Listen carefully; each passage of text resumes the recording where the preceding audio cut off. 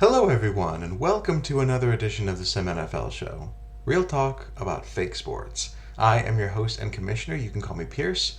Today we are continuing our coverage of the 2027 offseason for the Pro Football Sim over at SimSN. If you're unfamiliar, come check us out on the website and on Discord. We would love to have you. So today, briefly, we're going to talk about a couple of trades that have happened since last week's show. And then our big feature today is going to be on pay by position. We're going to be talking all about contracts today, mostly at the player level. So we're going to go and look at the top contracts by each position, how some of those contracts came to be, whether by extensions or free agency, tags and options, things like that. And talk about what that kind of means for the future of the league. And then finally, at the end, we are going to talk a bit about teams. Most of our focus today is going to be player-centric.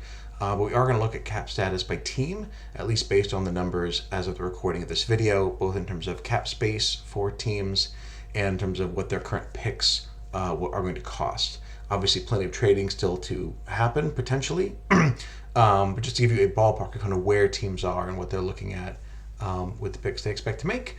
So with that said, let's go ahead and dive in. So the first trade I want to cover is Kansas City trading for Giovanni Rosenberg, an 80 overall fullback. Kansas City is giving up a young guard, a 61 overall named Robert Tart. And then they're moving down from the bottom of the second to the bottom of the fourth. So moving down 63 spots, so basically 2 rounds in order to acquire this 80 overall fullback, one of the top fullbacks in the game. Chiefs adding to their list of highest overall at certain positions, hopefully giving them another weapon on that offense. Cincinnati getting a little bit more draft capital for giving up one of their better players by overall.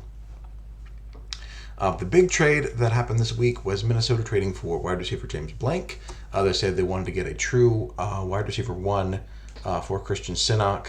Now that he's got that big extension, they want to give him some weapons to work around and try to kind of prove that investment was well spent. So they're moving the 34th overall pick this year to the top of the second, and then next year's first as well to get Blank, who is an 88 overall, age 31. Now the timing could be tricky for the Vikings. They're going to have Blank for presumably at least a couple years.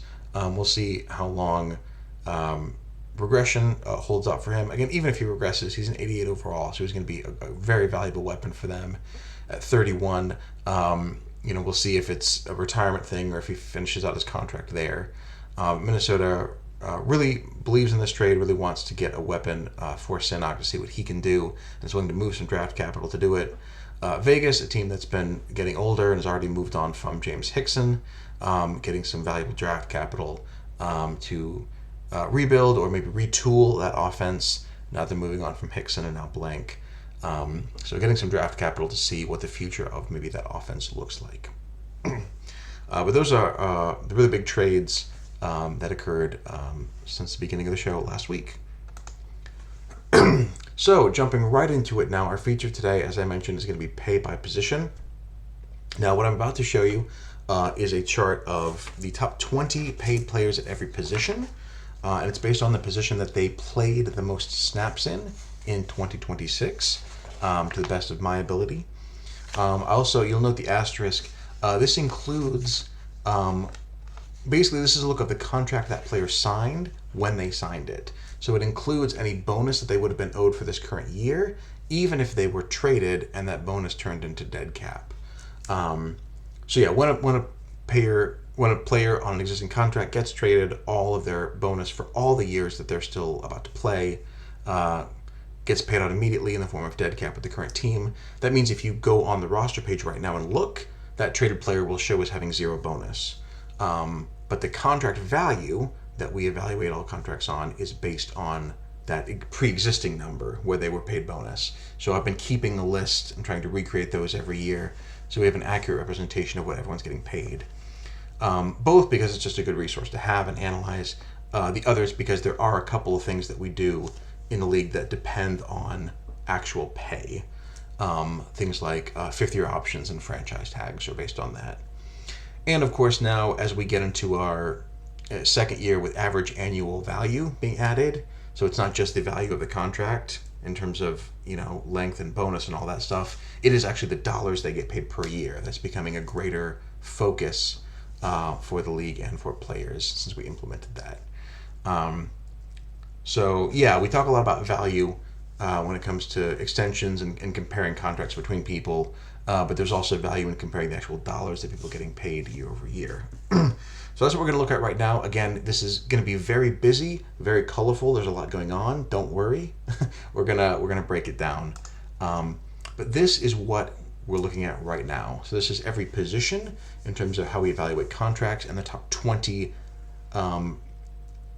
payouts, essentially. That's salary plus bonus at time of signing by player. You'll notice interior linemen have been lumped together, centers and guards, and then edge rushers have been pulled out separately from defensive ends or linebackers. So edge rushers are speed rushers or pass rushers. Defensive linemen are all defensive tackles and any defensive ends who are balanced type or run defense types. And then linebackers are all inside linebackers and any non-pass rushing outside linebackers. So your coverage guys, your speed guys, your run stoppers. So all the off-ball linebackers are in that linebacker category, and then edge rushers are separate from that. So yeah, a lot of numbers, a lot to take in. Like I said, we're going to break it all down. And in fact, instead of going by position today, we're actually going to go by color. We're going to look at how these contracts came to be, and that's going to kind of frame our discussion. So the first thing I want to talk about are extensions. These are the ones in orange. So all these highlighted players are staying with their teams from last year on new contracts. So the big one there in the top left, you can see that's Christian Sinak. Also, I do want to say I had intention to add like call-out boxes with overalls and stuff. I did not end up having time to do that because of my schedule. So you're going to have to kind of follow along and trust me on this. My apologies for that. But top left, 16, that is Christian Sinak, who just, as we said, got that extension from the Vikings. 4 years, $64 million, $16 million a year. That ties him with Robert Morris of the Steelers for top-paying quarterback this year. And the other new deal we have at 14.5, that's David Chop. Chiefs got him a new deal after trading for him beginning of last season. So $43.5 million for the next 3 years for Chop. And so both of them jumping into the top 5 in these new deals. Well, I say jumping in. Chop was already at the top. I think his final year, if you include the bonus, was like $29 million. So we've come down a little from that, mostly due to age, but still commanding a big salary there. Also, for those interested, Gerald Lewis of Chicago, and then Miguel Aguilera of the Chargers round out our top 5 there. They are 3rd and 5th, respectively. So that's the big news at quarterback, the new contracts for Sinak and for Chop. Running back, it's a little more sparse, as you expect. With the low prime age, running back's less likely to get a second contract. The first highlight there, 5.7, that's DeAndre Wieters, $17 million over 3 years. Now for Baltimore, because they swapped to Pittsburgh with Ariel Lemon Jr., who was the other there, the $5 million a year. Now, Lemon Jr. was a UDFA. I think signed on a 2-year deal. So he's only age 24, which is kind of why he's getting his second contract. Is because he could still be, many seasons away from prime age. So he's getting because he's a UDFA, he's getting his second deal earlier than drafted guys were. So getting a little bit more of a payday there. But coming in there at tied for 12th in terms of running backs, how they're going to be paid this year. On the wide receiver side, the new big contracts to talk about, Richard McGuire and Carlos Ramos are both getting paid $9 million this year, so both working their way into the top 10 highest paid receivers for this year. McGuire, both of them have new 5-year deals. McGuire is $48 million over 5 years. Ramos is $45. So pretty significant paydays for both of them. Also want to call out Danny Morand of New England getting $8 million this year. For his new contract, which is $29 million over 3 years. So a little bit shorter for Morand, and then getting a little bit more of a payday per year due to the shortness of that contract. Tight Tight end, nothing new this year, although next year I expect Phelps and Scott to have a couple to rocket all the way up to the top of this list, but we'll talk about them in just a little bit when we talk about fifth-year options.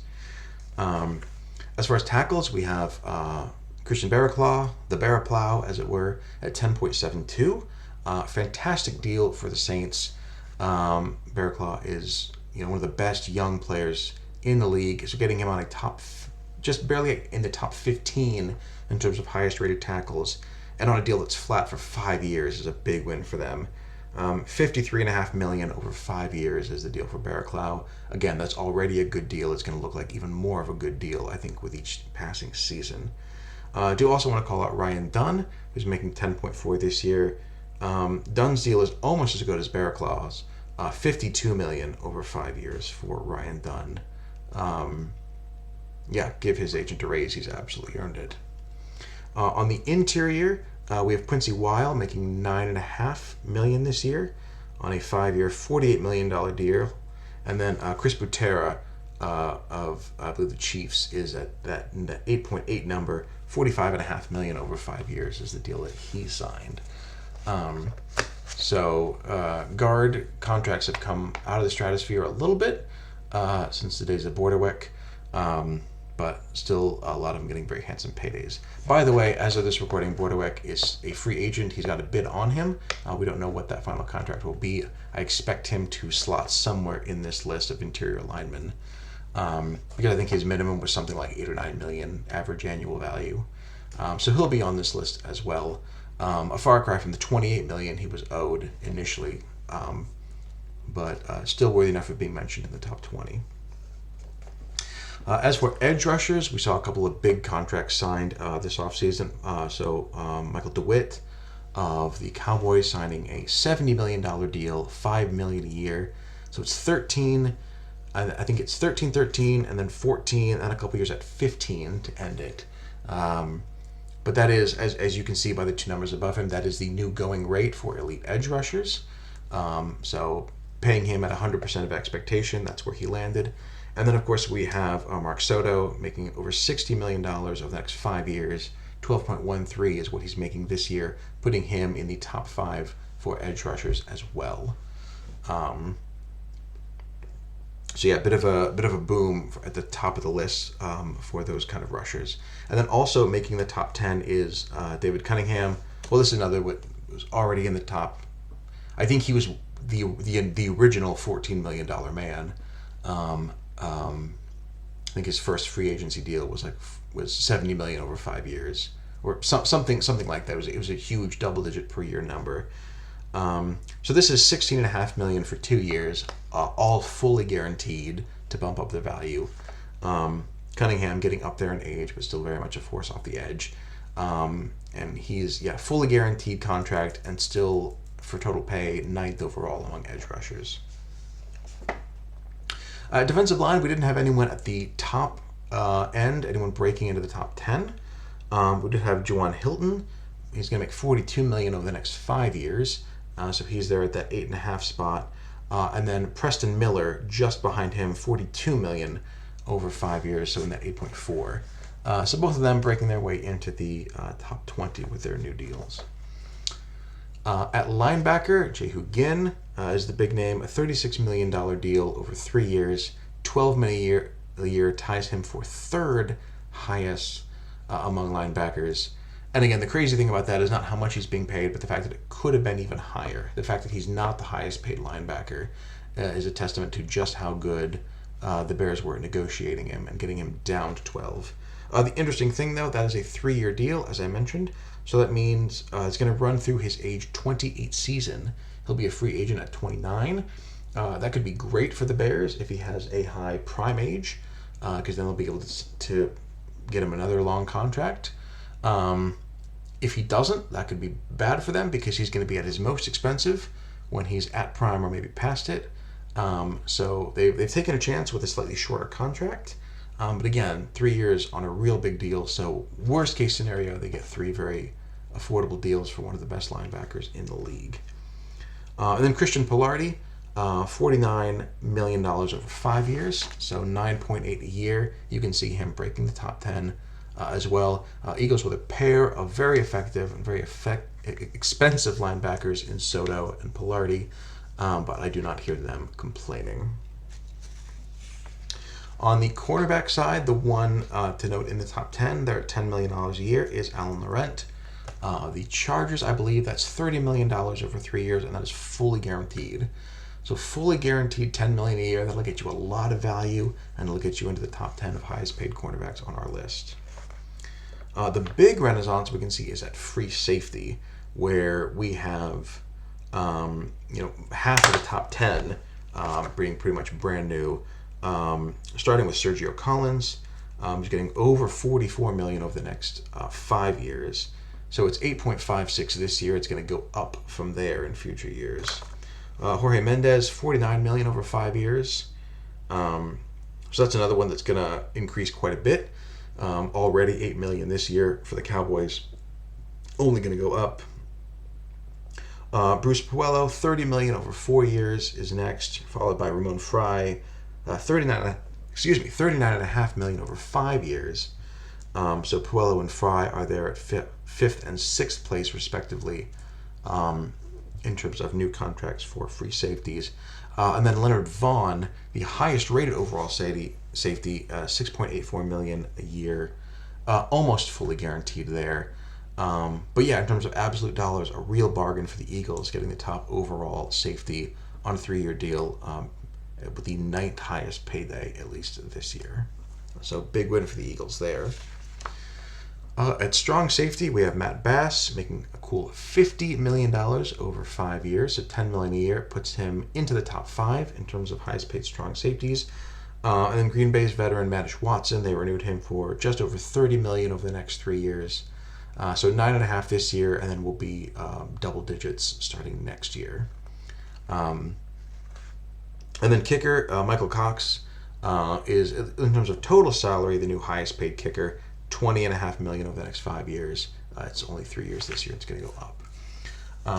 So yeah, even just these guys in orange, they could shift in the rankings depending on what their future years of their contracts look like. Some of them are flat. Some of them increase quite a bit.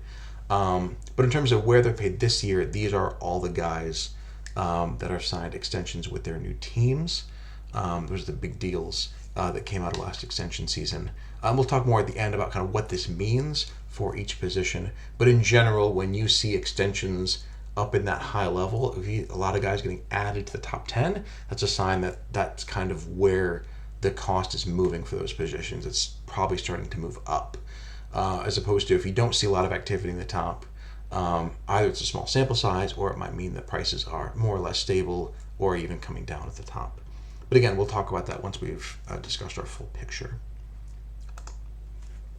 The next thing I want to talk about are tags and options. So these are also players who are on the same team as they were on last year, but these are all on 1-year deals. These are either 5th-year options for drafted players, or these are franchise tags. And we'll talk about those. So the first one, at running back, Hugh Kahn, $7.42 million to play his age 29 season for the Jaguars. Again, already being past prime age, it makes sense. Not ready to commit to a long-term deal, but he's still like the highest overall running back in the sim this year, I think at 79. He's going to get passed by drafted players, presumably next year. For right now, he's one of the best. So a 1-year deal at max to keep him around makes sense. And again, franchise tags is set by the average of the top 5 of your position, so it makes sense that a player on a franchise tag is going to be somewhere in that top 5. A wide receiver, we have a couple of 5th-year options. That's Jackson Freitas and Richie Igwebuike, both signing 1-year extensions to their rookie deals. So you can see them getting over $8 million. So big paydays for them. And then tight end, we have a franchise tag for Jamie Ramirez at 7.48. So he's the 2nd highest paid tight end in this year.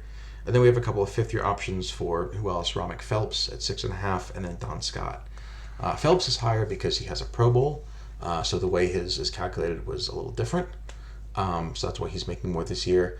I expect these two to hop easily up to 1 and 2 next year in terms of highest paying tight ends. They are already in the top 5 by overall, They're going to be, 26, 27, not even at prime. So yeah, I expect those two to be the two top paying tight ends after this next year. But for now, one more cheap year, relatively speaking. I mean, Phelps is already top 5 paid, but it's going to go up from there. As for tackle, we have Robbie Stewart there at 13.57, so he's already in the top 5 for this year. I expect a long-term contract for him is probably not going to be that much per year, so he's probably going to come down. Again, San Francisco is paying a premium to keep him around for this next year and see how high his overall is going to be and reevaluate them. Same for these next 3, which are Richard Plutko, Jameer Valera, and Damian Nebel. All of them getting 5th-year options. So the thing about tackle is you can see, looking down the line, it's probably the longest tail in terms of high-paid players. The 20th paid offensive tackle is making almost $10 million a year. Not even quarterbacks make that much once you get that far down the overall list. So even the guys who don't have Pro Bowls, 5th-year options are at a premium. Because you're looking at, I think it's 3rd through 20th, the average of 3rd highest paid through 20th highest paid. So when everyone's making more than 10 million, that's what your option cost is going to be. So really high for tackles. Again, long-term contract will probably end up being cheaper than that, but we'll see what negotiations are like. No guards on the list or edge rushers, so we'll jump to defensive line where Marcus Searles, who has a Pro Bowl, is making $11.27 million. So just shy of the top 5 for him on his 5th-year option. And then we have Caleb Suarez and Miguel Peterson coming in there at 9.2. So this is another one where a lot of high-end defensive linemen can get paid pretty well. You can see all the way down to 20th. We're still at $7.5 million a year. So these 5th-year options, very, very pricey because all the best defensive linemen are making a lot of money. So again, could come down when they sign a long-term deal, but it gives you an idea of kind of the valuation of that position, especially with defensive tackles, I think being just absolute stat monsters in the same. You can see why they get big paydays. On the cornerback side, we have the trio of Austin Bledsoe, Aaron McNitt, and Adam German, all making $8.4 million. So them all jumping into the top 15 with the end of their rookie deals. And then at free safety, we have Jacob Carlin, who has a Pro Bowl, so he's making a little bit more than Zach Trowick. Carlin at just short of $6.5 million, Trowick at 4.3. Both of them in the 5th year of their rookie deals for their teams. And then finally, we have one more franchise tag at strong safety. That's Jan Miller, who in his age 30 season is getting paid $14.9 million for the last year of this deal. And then we'll see if the team wants to keep him around long term, or it seems more unlikely that we'll cut him loose in free agency, and then we'll see what happens from there. Strong safety, again, we'll talk about more at the end, but one of the most top-heavy positions in that you have a group of very high-paid superstars and then very quickly drops off into nothing. So kind of the opposite of the tackle and defensive line scenario where you have a long list of high-paid players. Strong safety, it's a few elite players and then sort of everyone else, at least in terms of their contracts. So yeah, all these players are going to be on new deals next year. Either they'll be part of those extensions or they'll head to free agency and get new deals on the open market. Speaking of, here are the names that signed free agency deals. You can see not as many marks as there are in extensions. That's not surprising. A lot of sports sims do tend to have less turnover than real life because, again, part of the appeal is building up players and you want to be able to keep them around. However, having a healthy free agent market is important for the sim. It helps keep star players at a premium, it helps keep costs balanced, and helps kind of pull up some of those costs, some of those salaries that might be low if a lot of people sign cheap extensions. Because free agency always starts at 100% expectation. So if a guy gets signed, they're getting the max amount that they would have wanted from their old team. So the ones we can talk about at quarterback, we have Aaron Poole signing with the Texans for $37 million a year over the next 3 years. Poole, I forget if he's 34 or 35 this year, but interesting to see what he can add to that Texans scrambling offense. So 12.35 puts him sixth in terms of quarterbacks being paid this year. Then Philadelphia, after moving on from Poole, signs Cecilio Fuentes, who previously played for the division rival in Dallas. He gets into the top 10, making $9 million this year. The deal he signed with Philly is $51 million over 4 years, so it is heavily backloaded. It's 9, 9, 12, and then 15. And not as much bonus, so there was some flexibility there. But Eagles willing to pay a premium for a slightly younger quarterback who can still help them compete with the pieces that they have. So 2 new contracts for the top 10 there in the quarterback position. Running back, you have Ryan Johnson being paid $23.5 million for 3 years from the Browns. So that breaks him into the top 5 for running backs. And then Drew Reed from Arizona is getting $13 million for the next 2 years. So that's 6 this year and 7 the next. So right now that slots him into 6th place in terms of high-paid running backs. Again, a bit of a rarity given their prime age, but a couple of high-level starters still commanding good prices in the open market. The one fullback we have on the list is Danny Kipnis, who's getting $11.5 million to sign with New England. So they're bringing him in as a top 5 paid fullback.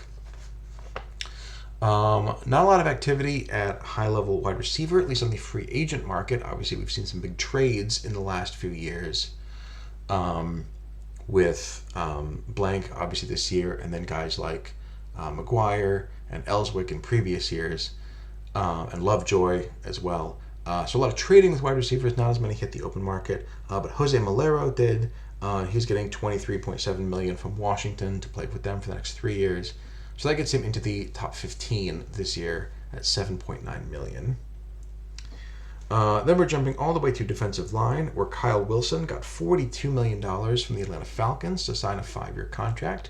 That gets him just into the top 15 at $8.41 million this year. Linebacker, the Cardinals paid Ramon Hughbanks on a short-term deal, $26.2 million over 2 years. 12 of that coming in this year, which is good enough to put him into the top 5 in terms of off-ball linebacker paydays this year. Free safety, we have Robert Cook, who signed with Jacksonville for $24.5 million over 3 years, putting him into the top 10. And then Rob Downing signed with the New York Giants, $8 million over 2 years, so he will be the highest paid kicker this year, making $4 million on the roster for New York. So again, not as much activity and free agency, but you do see that the guys that sign tend to sign way up in that high level, top 10, maybe even top 5, which again is by design. These are guys paying full price and maybe even more than that if there are teams competing for their affections. So you tend to get big increases in the market when a big free agent signs a contract. And then I did want to talk about rookies. So these are high-paid rookies who are still in the top 20 of their position based on their high pick. So these will not be coming up, most of them this year, but are names to watch in terms of names that could quickly move up the list. So quarterback, we have Scott Romero making $6.9 million, the number 1 overall pick. Of course, making top billing there. So he's already top 15 just on his rookie deal. Niebel is at 6.5. Travis Niebel, he was number 1 overall pick. Again, this is on the old system. We did raise the cost of draft picks a year ago. So that's why the 2 number 1 overall picks. That's why Romero was making slightly more. But Niebel still is number 1 overall pick, $6.5 million. And then Kingery and Savage, who were just drafted top 5. Of course, both making $6.2 million this year, and that'll be consistent. Rookie contracts are consistent every year. It's a way to prioritize drafting by making big savings. So the cap goes up, but the rookies cost the same every year. And then at running back, we see, of course, the position dominated by drafted players. So not as many second contracts, a lot of rookie deals. So Mickey Brogdon and Vontae Niebel at $5.5 million there at 9th and 10th. Behind them is Marcus Dade at 5.1. So already guys in the top 12 just based on being very high draft picks. Wide receiver, the highest paid on a rookie deal is Bonifacio, who was just drafted top 5, so he's at $6.2 million. Again, you can see just based on how many high-paid wide receivers there are, that's not going to crack the top 20. That's just the way it is. Taylor Allen is the one tight end who is in the top 20 of his position, $4.5 million for his rookie deal. Tackle, again, $10 million is way more than any rookie's going to make. No interior offensive linemen, and then edge rushers to note: Jalen Jones, $5.5 million after being another top pick earlier, and then Matthew Kano is at 3.8. And if we jump all the way over to strong safety, for defensive line, the highest paid rookie is Caleb Ryder, 6.2. Again, not going to crack the top. Dallas Denker is the highest paid rookie cornerback at 5.1. And then for strong safety, we have Garrett Smith, a fellow former number 1 overall pick, so $6.5 million for him. And the two behind him are Joshua Martin and Kieran Urias, both in the $3 million range. This is so generally, as you draft players, you do that to save money on their contracts, but top 10 picks do command quite a price. And you can see for some positions, especially those where the value drops off very quickly, like at running back and strong safety, you can actually have rookies, even on those cheaper rookie deals, getting pretty big paydays relative to the rest of their position. And so, brief foray now into contract years. So these are all players who are in the final year of the deal with their current team, and their deals are about to expire. A lot of these guys are older veterans, so I'm probably not going to go through all of them. But in general, I mentioned extensions. The orange are where you can expect prices to kind of go up, where these numbers are going to pull people up as others want the same deal that other people just got. This year, this one could tend to be the opposite, with a lot of these contract years being older players, 30, 31, 32-year-old guys.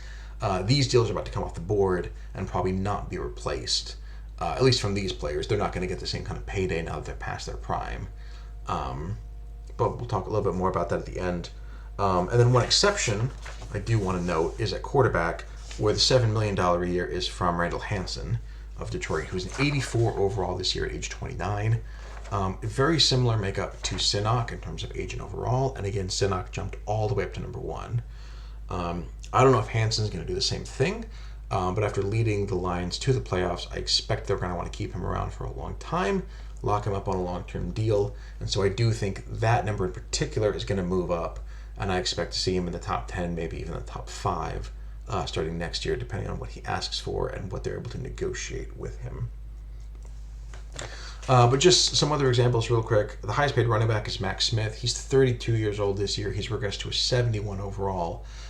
He's not going to be making this payday next year. He may not even be on a roster next year. So that $9 million is about to go away. Wide receiver, Paul Giroux, again, 32-year-old down to 74 overall, making $12.5 million in the last year of his deal. That's going to be wiped out after this season, probably not replaced. At offensive tackle, Herman Knott is an interesting one. He's 29 this year, so he'll be entering age 30 as a free agent, potentially, or at least needing a new deal for age 30, but he's a 91 overall. So I didn't see if he's progressed or regressed last year. But a guy at that level who can play for that long probably is going to get another contract. Now, it might not be $15 million a year, unless the team goes really light on bonus and really heavy on salary to give more flexibility. So Herman Knott might come down from that $15 million a year, but that is one name that might actually get a second contract. And then below a tackle, that 10.75, that's Ron Cubbage, who may, I know I say all the time that venerable is a lot more rare than people realize, and that a player that's progressing at age 30 is probably just a high prime age, probably not venerable. Cubbage might be the exception. He was still progressing. He's age 34 now, and he progressed last year in his age 33 season. So if he's not venerable, he's got a super high prime age. He's up to 85 overall. So that could be an interesting case, where does a team sign a 35-year-old tackle, which seems outrageous, but if he's still progressing, or even if he regresses this year, you're probably getting to you're almost certainly getting 2, probably 3 years, maybe even more. So coverage is an interesting one. That one could stay on the board next year. And then below him at 10.5 is Bao Sultana. 88 overall, 30 years old for the Cleveland Browns, but a strong pool player for them. We'll see what they do with him as his contract ends this year. Interior offensive linemen, all these are older guys. David McNeil is 32, Orlando DeBerry is 33, Daniel Mousseau is 31, Alan Althoff is 32. So those 4 highlights are probably all coming off the board as these older guys. Maybe sign for a fewer cheap years to finish out their careers. But it's probably not going to be double digits like it is here. Edge rusher, Rodney LaBelle is making $13 million a year. This is his age 29 season. He's an 87 overall. Patriots just did send, I believe, a second-round pick to acquire him last year. So it's possible he gets a new deal if they want to get their money's worth, or their pick's worth, as it were. So we will see about LaBelle. And then $11.87 million, that's Paul Munford. He's 32. That's probably not coming back. Defensive line, Jeffrey Jesse is making $15.25 million this year, one of the highest paid players in the sim, but he's the highest overall in the sim at 96. But he will be 32 next year, so it'll be interesting to see what Baltimore does. I forget if this year was just a 1-year deal to keep him on, and that's why he's being paid so much. But that's not going to work forever. Eventually, they'll have to make a decision. So interested to see what that is. And then Christoph Leatherman is making $14 million this year. 92 overall at age 30. Another one that he's so good that probably will stick around into his early 30s. I don't know if it'll be with Pittsburgh or if they want to pay that or take that chance. We shall see. And then the next two, the $12 and $10 million defensive linemen, are both Rams. William Poku, who's 31, and then Richard Lucia, who is 34. So the Rams have some big paydays, which I'm guessing they'll let go for cap reasons, but who's to say? Linebacker is Jason Gregory, who's 31, and Samuel Bronson, who's 33. I don't expect those to be to continue. For cornerback, Gregory Williams is 31. Ernest McCoy is 30. Those are the $11 million highlights you see there. And then Andrej Harris is 31, making $9 million a year at a 79 overall. But I'm guessing will not be repeated next year based on his age and overall.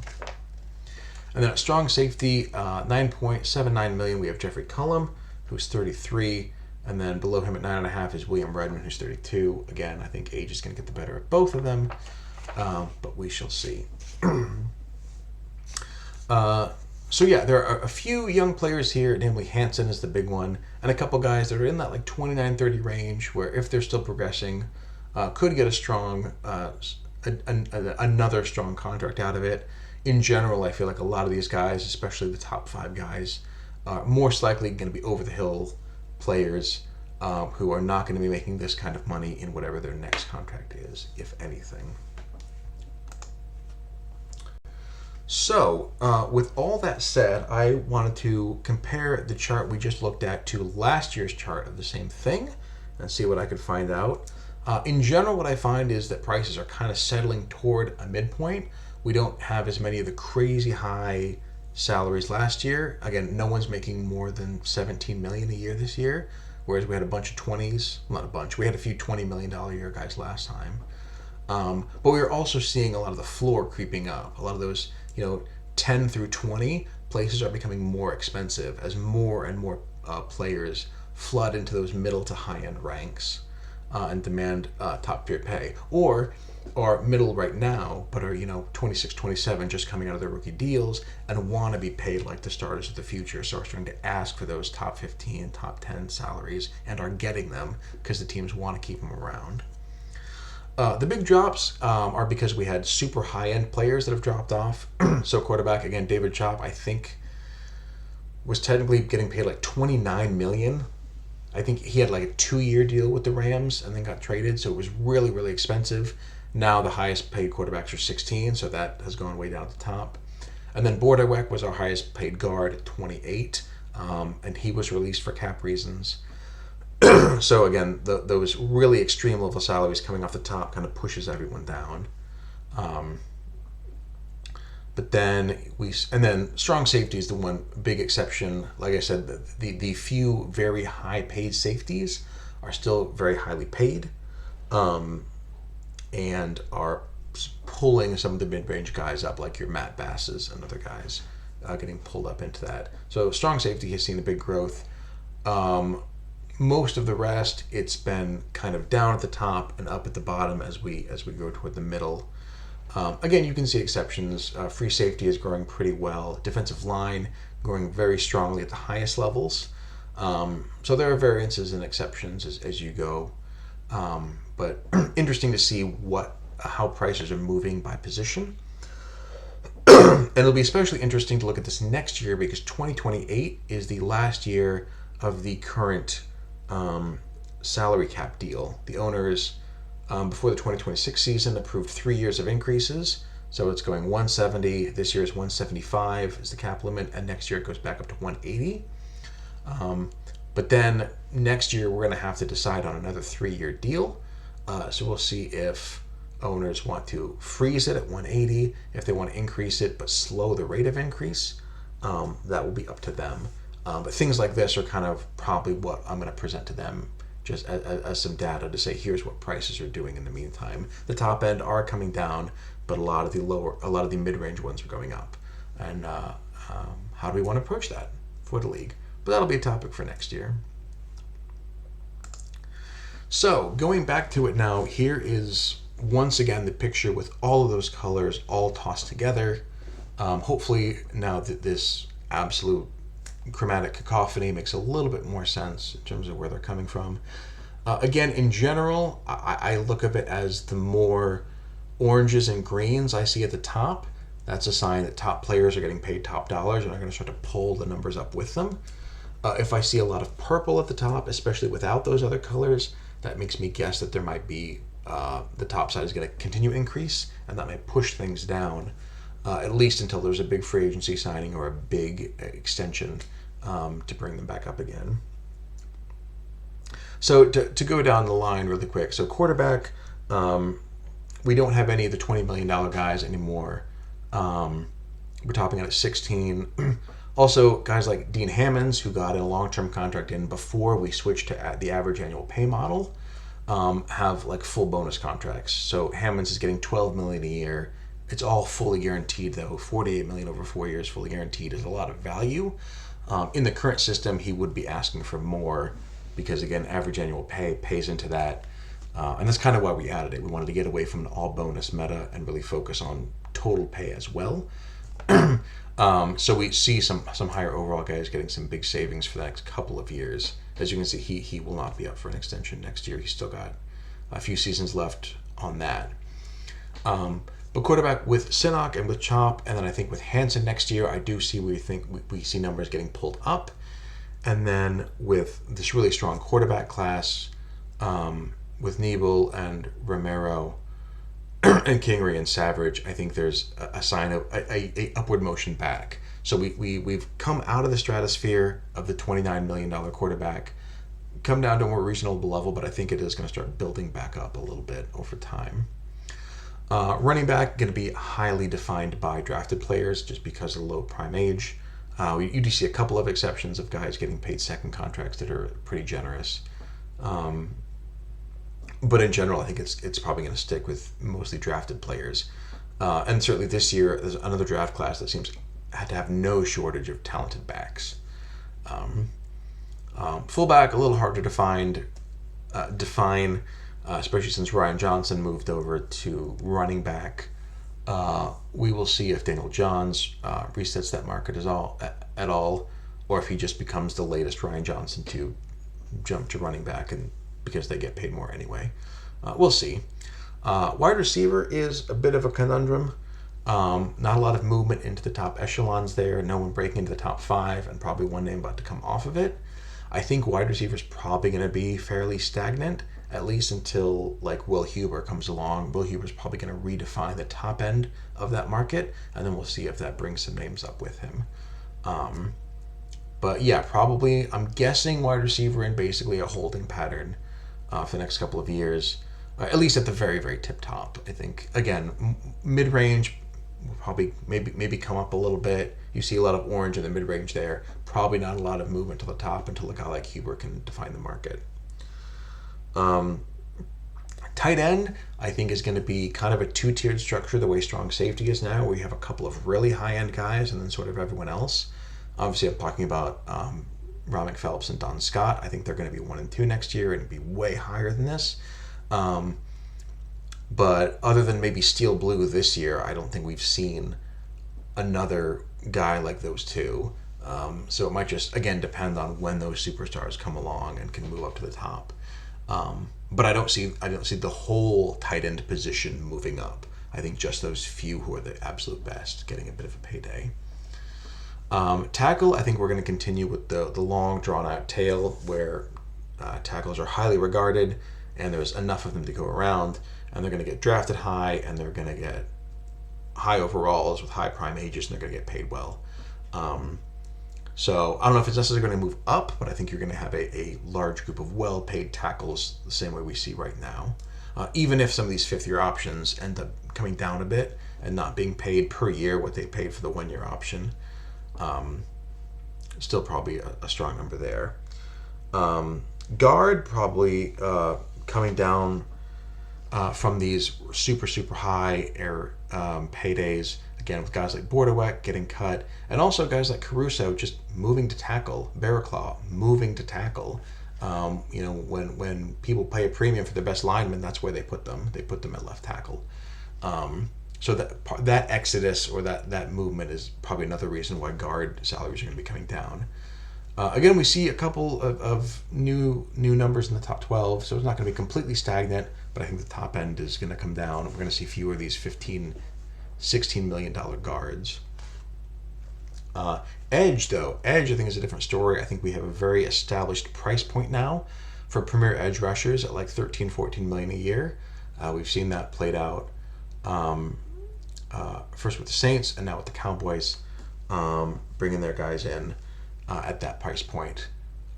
So I think that's the one those are moving up and they're going to pull a lot of people up with them. Defensive lineman doesn't have, and it is one of the lowest in terms of big extensions. The biggest extension placed someone 14th, and they've got a lot of high-end guys that are aging out. So I think interior defensive line is one that might come down, and we'll see if the engine gets rebalanced, what defensive tackles are like in the new engine, and if that affects it as well. But yeah, it seems to be generally a downward trend for defensive line, at least based on what I'm looking at here.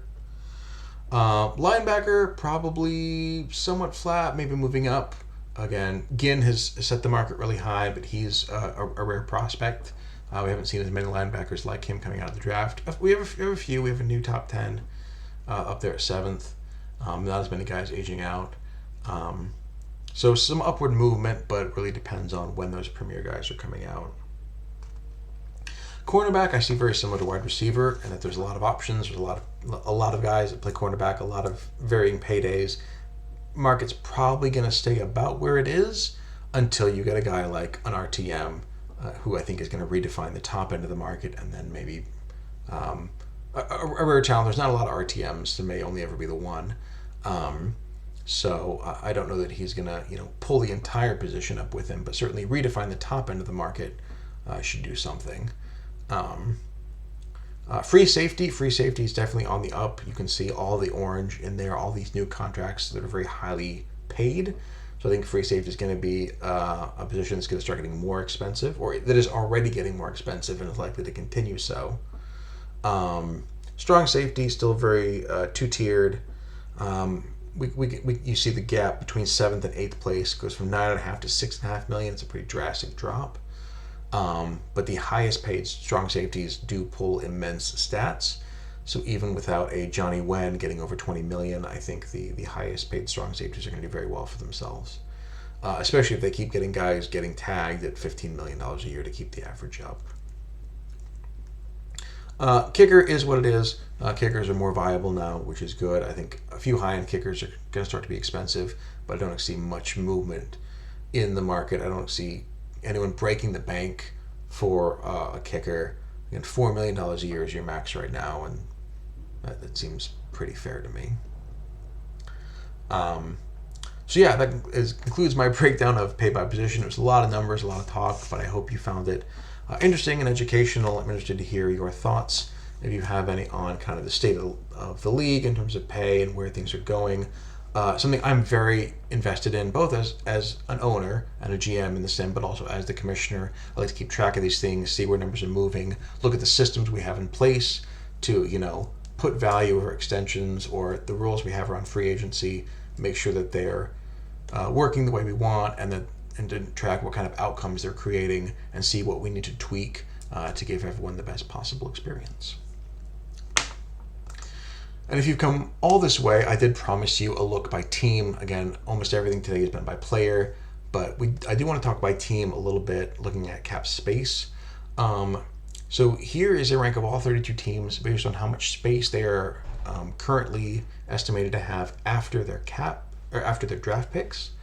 Now, of course, this could change. You can still sign more people and use up your space. You can trade picks to change your draft capital. I know I already changed the amounts here for Vegas as they acquired more capital. Yeah, this is how things look now. Also, I wanted to say, you notice the asterisk by draft cost. So this is the listed cost for every pick in total. Draft cost, the impact to cap will probably be less than this because of the top 51 rule. Only the top 51 salaries are counted against your cap. So that means if you already have 51 players on your roster, which almost everyone does, if you're adding a new highly paid rookie, their pay gets added, but then whoever was 51st is going to drop off. So if you have 6 picks in the upcoming draft, and I say that they're going to cost $15 million, well, probably those 6 people are going to knock 6 minimum pay guys off. So you're probably saving about $3 million there. I didn't want to add that here because I wanted to be conservative. I want to, even these are just estimates. The interface is always the source of truth. But when you're making estimates for people, you want to be conservative. If anything's going to happen, you want them to have more space than they think, not less. So this is the listed cost of every draft pick. The cap impact is probably going to be a little less because of the top 51 rule. But for simplicity's sake, I haven't considered that here. So you have Tennessee, who has signed a punter in free agency and not much else, who has a bunch of space left over. And then after that, Green Bay with a surprising amount of space. And then some teams that 5 wins or lower last year, like Arizona, New England, Houston, Cincinnati. Generally, lots of teams still have space. You can see a couple teams that are going to need to make room to fit in their draft picks or trade some of those picks away. But that's up to the GMs to do their job. And again, not an official announcement, we've been talking about what kind of grace period we're going to give teams. So what's likely going to happen is we're going to have the draft. Those players are going to get added to rosters, and then we're going to have a space of probably 3 or 4 syncs, so maybe like half a week, maybe even more.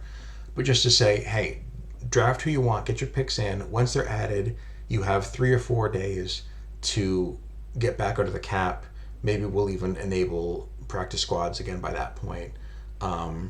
So I don't want a situation where teams feel like they have to get rid of a pick that they can't, because it's going to leave them 0.2 over the limit once he gets added to the roster. We'll have the draft, everybody adds to the roster, and then we'll have a cut down period where we expect teams to get back under the cap. Having said that, and I'm calling myself out here because I'm one of the names in the negative, if you know you're going to be well into the negatives, do try to make some cuts now to make that more realistic, and if you're going to have a guy go to free agency, put him in the pool now and don't be sandbagging him. And then the last thing I'll say is, with a lot of teams having space, that I think to me says that there's a lot more room for trading to happen, especially some of these teams that might want more draft capital and have a lot of space, because having a lot of space means you can take on a lot of dead cap. So even if they have a highly rated player who's still owed a lot of money, they have the space to move him if they want, to accumulate picks to try to build for a future. So yeah, I think these numbers tell me that a lot of trading can still happen. up to and including draft day, just because a lot of teams have the flexibility to make those kind of moves. But I'm not clairvoyant. I'm just making guesses up here. So that is what I think. So next week, we're going to dive fully into the draft. On our final show, we'll talk pro days, combine, who helped their draft stock, what teams need. Everything draft related is coming next week. Also, our next podcast is going to be a live mock draft between three of us. So I'm very, very excited to bring that to you. So yeah, it's full steam ahead toward the draft, which starts on Friday the 15th and goes through Sunday the 17th. And then our show the week after will, of course, be recap and analysis from that draft. And then we'll be taking a short break for part of the offseason, and we'll return for the preseason, if not earlier. That is everything I have for this edition of the SimNFL show. Thank you so much for stopping by and watching me drone on about salaries and contracts and cap and all this other stuff that I love so very much. So anyway, thank you again. And as I say to all users in all of our sims, good luck and have fun.